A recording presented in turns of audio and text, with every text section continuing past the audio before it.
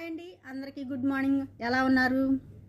నేను బాగున్నాను. మీ అందరూ కూడా బాగుండాలని మనస్ఫూర్తిగా కోరుకుంటున్నానండి. ఈరోజు కిళ్ళీ తయారు చేయటం చూపిద్దాం అనుకుంటున్నాను అందరికీ.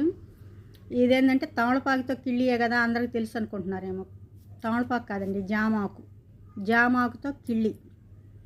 దీన్ని నవిలితే సిగుళ్ళు నొప్పులు, సిగుళ్ళు అమ్మడు రక్తం కారుతున్నా అన్నీ తగ్గుతాయి, పళ్ళు గట్టి పడతాయండి. జామాకు కిళ్ళీ అందరికీ తెలుసు, తెలియని వాళ్ళు ఎవరైనా కొందరు ఉంటే తెలుసుకుంటారని చేస్తున్నాను. దీనికి కొంచెం చింతపండు, కొంచెమే చింతపండు, కొంచెం జీలకర్ర, కొంచెం కళ్ళుప్పు, కొంచెమే రెండు పొలుకులే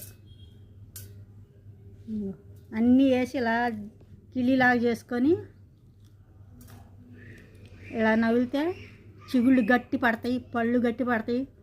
చిగుళ్ళు అమ్మడు బ్లడ్ ఉంటే కారుతుంటే తగ్గిపోయిద్ది అనమాట. ఇది జామాకు కిళ్ళీ అంటారు దీన్ని. చాలామంది తెలుసు, తెలియని వాళ్ళు ఎవరైనా ఉంటే చేసుకో.